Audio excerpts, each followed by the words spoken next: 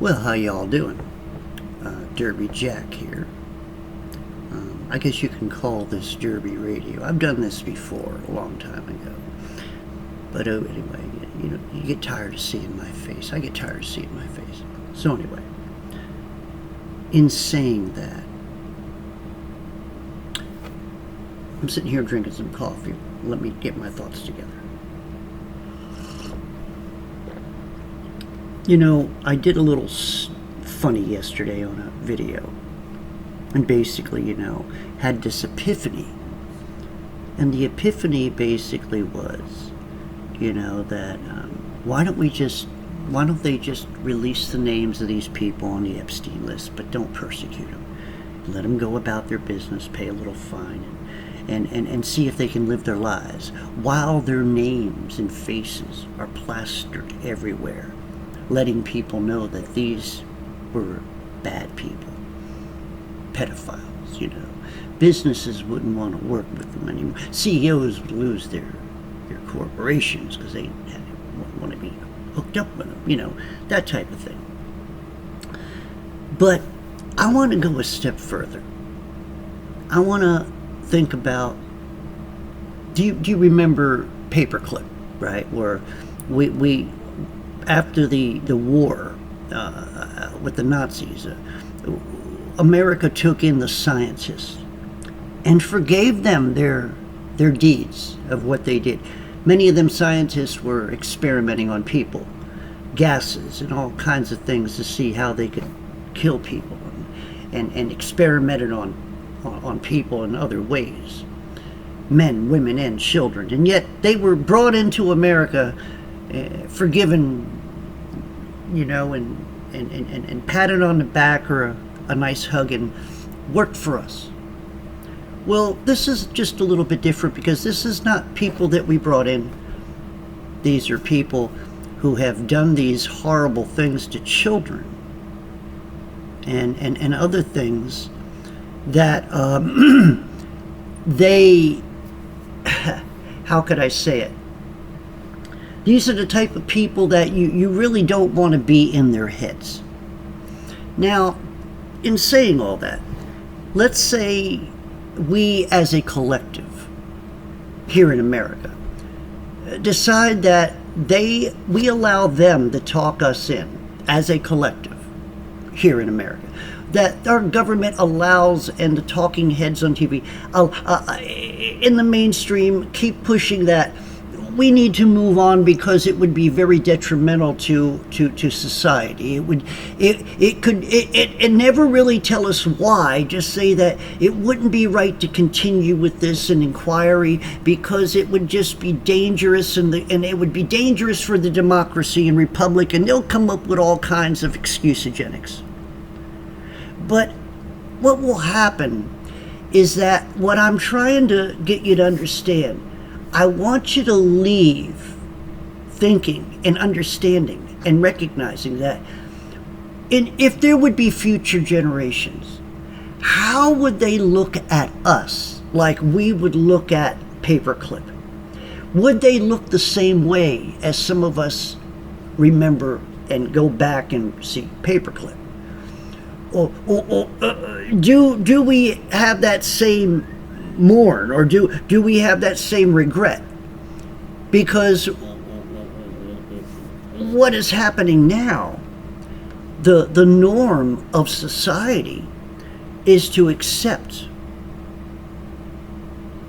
what they throw at us.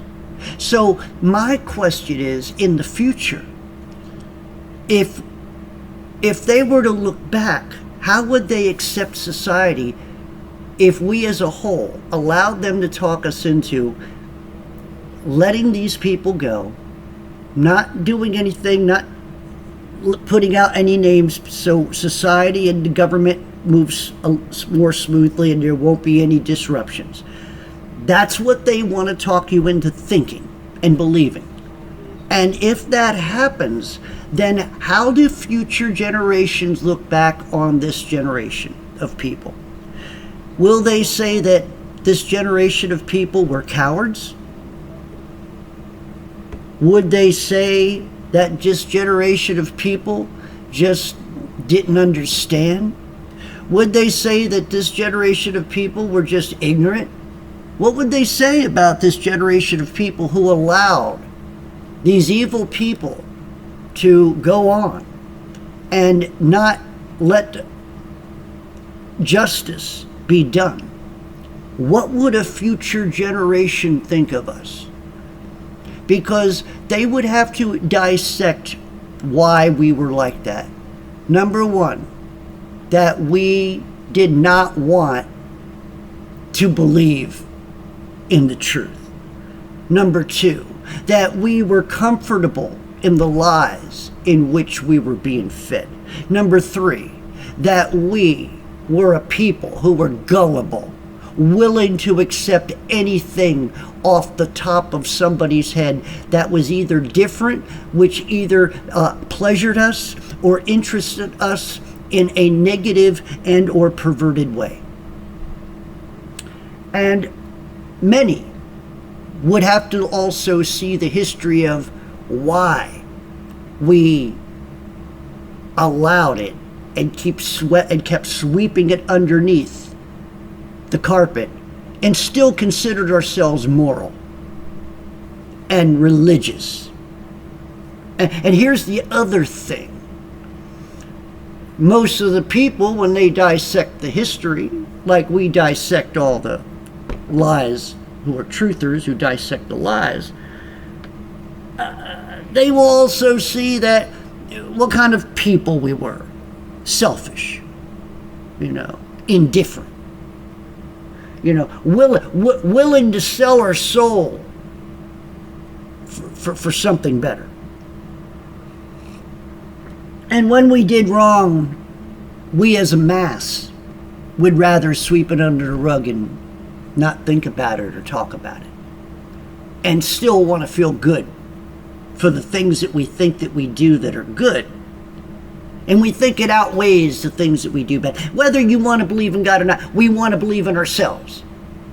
And as a people, we want to feel great. We still call America the greatest country in the world. I call it a third world country, and it just doesn't understand or know it yet. I just want people to recognize that do not take face value on everything that they tell you and show you. There's a lot of deception and magicians out there with magic tricks. This AI, number one, is very dangerous. It's dangerous to the people. It's dangerous to our minds. And we're allowing it to drain from us our abilities. And the more it drains from us, the less we become. Do you know that because of AI, I have noticed here on the internet that people who use it to make money or use it to grow and stuff like that, is that it's almost like they have to have it or they can't get anywhere. It's like they don't have enough ability within themselves. It's a matter of trying to figure out where is your own imagination, where is your own drive, where is your own will to want to prove that you can do something that maybe others can. Don't get me wrong, we got to be careful of that, not like those idiots who try to bounce things and minuscule things that belong to God at the Hadron Collider. I'm not talking about that, but I'm talking about we are losing as a mass people, as a congregation of people, as a society, here and also in the world. But here in America, we are losing our ability to feel. We are losing our ability to understand true emotional values.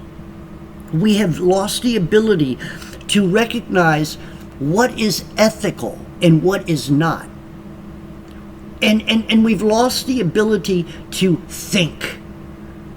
Whether it's through the chemicals in the food, the chemicals in the air, the poisons in the water, it really doesn't matter. It's just that with the collaboration of it all, also with society and also with them playing with our minds, with manipulation and trickery and everything else, and talking heads using terms and words over and over again, driving it over and over in our heads, making us think that what they say is more important than God himself. And we, as a society, we soak that up. Like I said, when they dissect all these truths about us, what will they think of this society? What will they think of this mass of people? What will they think of us as a whole? What will remain in their minds of the years in the early 21st century? What will be left in how they will think? Will they be impressed, or will they be downright disgusted? It's something to think about, a pondering, if you will. But I thank you for listening if you have. Thank you if you try to share it. And I'll try to do more of this, if you like. Let me know on the bottom when you read this. And this is Derby Radio. And hope to see you all again.